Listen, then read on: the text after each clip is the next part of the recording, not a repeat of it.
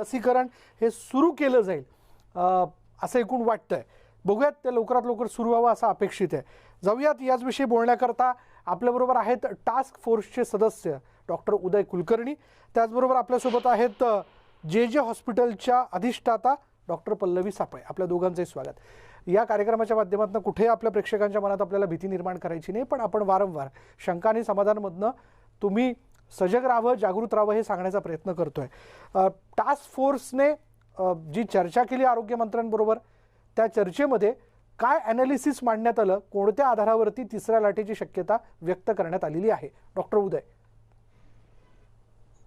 सगळ्यात पहिल्यांदा आपल्या सगळ्या दर्शकांना मी सांगू इच्छितो की जी 2 ते 4 आठवड्यानंतर त्या ठिकाणी पुन्हा एकदा कोरोनाचा प्रादुर्भाव वाढणार आहे असं जे काही मांडलं गेलंय, त्याच्यामध्ये दुसऱ्या लाटेची ती उपलाट असण्याची शक्यता आहे. कारण आपण अनलॉक नंतर ज्या पद्धतीने सगळीकडे अगदी निर्बंध तोडून सगळीकडे चाललेला आहे, त्याच्यामुळे येणारा हा कदाचित एक छोटीशी ही दुसरी लाट असू शकेल.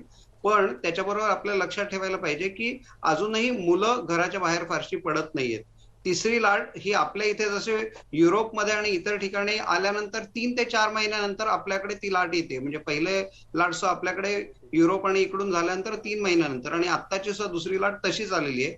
म्हणजे आपल्या इथे साधारणतः सप्टेंबरच्या आसपास तिसरी लाट खऱ्या अर्थाने मोठ्या प्रमाणात आपल्या इथे आघात करण्याची शक्यता आहे. आणि त्या दृष्टीने आपली तयारी ही आता कदाचित ही 2 ते 4 आठवड्यानंतर आपल्या तयारीची एक चाचणी होणार आहे की पुन्हा एकदा काही आकडे वाढल्यानंतर आपण कशा पद्धतीने त्याला सामोरे जातोय. याच्यासाठीच आता जे टास्क फोर्सने त्या ठिकाणी मुख्यमंत्र्यांच्या सोबत चर्चा केली आहे, त्याचा रोख हा असा होता. आयुष टास्क फोर्स मध्ये आपण याच पद्धतीने काम करून त्याच्यावरती आपल्या भारतीय पारंपरिक शास्त्र आणि या सगळ्यांनी कशा पद्धतीने उपचार आणि त्याच्याबरोबर दिशा कुठल्या दिशेने असेल, कारण सगळं जग म्हणतंय की या ठिकाणी लहान मुलांच्या वरती परिणाम होईल, पण आता WHO आणि AIIMSचं जो इतक्यातलं परीक्षण आहे दिल्लीमधलं 10,000च्या वरती त्यांनी लोकांचं सिरो त्या ठिकाणी टेस्ट केली, तर त्याच्यामध्ये त्यांना असं आढळून आलं की जेवढा मुलांचं प्रपोर्शन आहे ते तेवढंच असणार आहे. पण या ठिकाणी मुलांच्या वरती जास्त परिणाम होण्याची शक्यता जी सप्टेंबर ऑक्टोबरच्या आसपास आहे,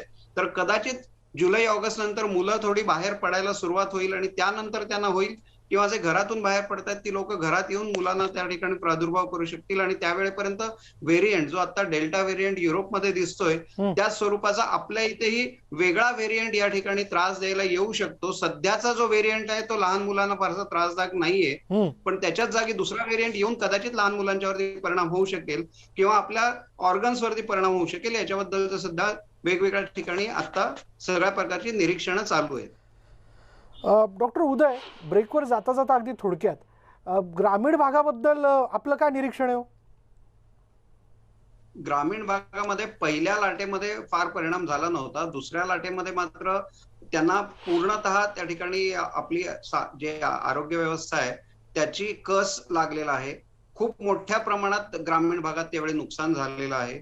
मला असं वाटतं की ग्रामीण भागातल्या माणसांची प्रतिकार शक्ती जास्त असते, त्यांना मोकळ्या हवा आणि या सगळ्यामुळे थोडंसं त्या ठिकाणी त्यांना संरक्षण जास्त मिळेल असा आपला जो काही काळापूर्वी जो भ्रम होता तो या सगळ्या याच्यामध्ये थोडासा आपला दूर झालेला आहे. त्यामुळे सगळ्यांनीच काळजी घ्यायला पाहिजे. ग्रामीण भागात सुद्धा तेवढ्याच तडाख्याने लोकांना त्रास झालेला आहे, तर आपल्याला लक्षात ठेवायला पाहिजे की ग्रामीण भागात आहोत म्हणून आपण सुरक्षित आहोत असं कोणीही समजायची गरज नाहीये. त्यांनी तेवढीच काळजी घ्यायला पाहिजे जेवढी शहरी भागामध्ये घेतली जाते. जी, आपल्याला ह्यातले आणखीन उपमुद्दे खरं तर जाणून घेतले पाहिजे, खास करून ज्या डेल्टा व्हेरियंटबद्दल आपण उल्लेख केला तो नेमका काय, आणि पुढे जाऊन जसं म्हणजे इतर देशांमध्ये परत एकदा अनलॉक झाल्यानंतर जेव्हा लोक गाफील होतात तेव्हा काय घडते हे आपण बघतोय, ते आपल्याकडे देखील होऊ शकतं. म्हणून आपण सजग राहणं फार आवश्यक आहे. त्याच अनुषंगाने शंका आणि समाधानमध्ये आज आपण या 2 तज्ज्ञांशी चर्चा करतो. घेऊयात एक ब्रेक नंतर ही चर्चा पुढे नेऊयात. पहा फक्त न्यूज 18 लोकमत. आणि ब्रेकनंतर पुन्हा एकदा शंका आणि समाधानमध्ये आपलं सगळ्यांचं स्वागत. तिसऱ्या लाटेची शक्यता टास्क फोर्सने व्यक्त केलेली आहे. त्यामध्ये लहान मुलं आणि तरुणांना बाधा मोठ्या प्रमाणात होऊ शकतो असं एकूण म्हटलं जातं आहे, पण तसं होऊ नये. पण त्यापूर्वी हे होऊ नये असं जर आपल्याला वाटत असेल तर आपण काळजी घेणं फार आवश्यक आहे. याचबद्दल आपण चर्चा करतोय. डॉक्टर उदय कुलकर्णी आपल्यासोबत आहेत, डॉक्टर पल्लवी सापळे आपल्यासोबत आहेत. डॉक्टर उदय, ब्रेकपूर्वी मी जसं म्हणलं होतं, ज्या डेल्टा व्हेरियंटबद्दल आपण उल्लेख करताना दिसताय तो डेल्टा व्हेरियंट नेमका काय? मुळात आपल्याला लक्षात ठेवायला पाहिजे की जो व्हायरस सगळ्यात सुरुवातीला नोव्हेंबरच्या आसपास त्रास द्यायला सुरुवात केली, जानेवारीमध्ये आपल्या देशामध्ये आला, तो व्हायरस त्याच्यामध्ये दर 12व्या दिवशी व्हायरसमध्ये स्वतःला वाचवण्यासाठी बदल होत असतात. म्हणजे आता साधारणतः 25-30वी पिढी या व्हायरसची आहे, जी मागच्या नोव्हेंबरमध्ये आपल्याला बघायला मिळाली आणि त्याच्यात ही वेगवेगळी नावं दिली जातात, की त्याच्या बाहेरचा जो स्पाइक आहे त्याच्यामध्ये काही चेंज होतात. कारण तो तुमच्या शरीरावरती हल्ला करण्यासाठी स्वतःमध्ये बदल करत असतो आणि हे बदल तयार जे काही होतात, हे बदल नंतर मग पुढे आपल्याला घातक, कारण त्याला शरीरावरती आघात करून त्या ठिकाणी स्वतःचं बस्तान बसवायचं असतं, तुमचे सेल्स फोडून स्वतःचं त्या ठिकाणी पुनरुत्पादन करायचं असतं आणि त्यामुळे हे डेल्टा व्हेरियंट जो आहे तो तुमच्या शरीरातल्या नाजूक अवयवांवरती हल्ला करू शकतो असं त्या ठिकाणी दिसतंय आणि त्याची घातकता किंवा व्हायरुलन्स जो आहे तो आणखीन वाढणार आहे. कारण तो स्वतःला वाचवतानाच इतरांना मारत स्वतःला वाचवत असतो आणि त्यामुळे तिसरी लाट ज्यावेळी येईल त्यावेळी आपल्याला कदाचित त्या आरटीपीसीआर ही तुम्हाला पॉझिटिव्ह येणारही नाही, पण शरीरामध्ये वेगवेगळे बदल दिसतील. पोटाच्या पचनाच्या ठिकाणी जसं आता दुसऱ्या लाटेमध्ये आपण बघितलं की डायबिटीस आपल्याला त्या ठिकाणी एकदम वाढलेला दिसला, कारण पॅन्क्रियाज वरती हल्ला झाला होता, बीटा सेल्स वरती हल्ला झाला होता. नंतर कदाचित तुमच्या थायरॉइड वरती किंवा तुमच्या जे पुनरुत्पादक ग्रंथी आहेत ओव्हरीजच्या यांच्यावरती हल्ला होऊ शकतो. लहान मुलांच्या सुदैवाने त्यांच्यामध्ये थायमस ग्रंथी जी ऍक्टिव्ह असते त्याच्यामुळे त्यांना या तिसऱ्या लाटेमध्ये सुद्धा फारसा धोका होण्याची शक्यता नाहीये, कारण त्यांच्या या वेगवेगळ्या ग्रंथी ज्या आहेत की ज्या त्यांना स्वतःला वाचवण्यासाठी त्यांना वेगवेगळ्या लशी त्या लहानपणापासून दिल्या जातात. त्याच्यामुळे 10व्या वर्षापर्यंतच्या मुलांना खूप मोठ्या प्रमाणात त्रास होणार नाहीये, पण 12 ते 18 या ऍडोलेसंट गटाला मात्र या ठिकाणी त्रास होण्याची शक्यता आहे आणि त्यांना दुसरा आणखीन एक भाग म्हणजे त्यांना लस दिली जात नाहीये अजूनही. ती लस देण्याचे अजून प्रयोग जे आहेत ते झाल्यानंतर कदाचित या मुलांना लस दिली जाईल 12 ते 18 मध्ये आणि त्यानंतर त्यांचंही संरक्षण होईल.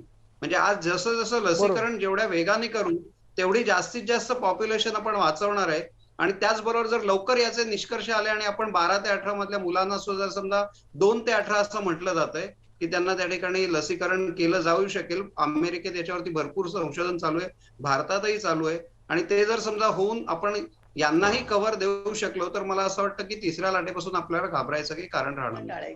बरोबर. आपल्या दोघांचेही धन्यवाद. दोघांच्या बोलण्यातनं एक समान मुद्दा जो आहे तो वारंवार प्रत्येक चर्चेत समोर येताना दिसतो की कोरोनाशी संबंधित त्रिसूत्रीचं पालन.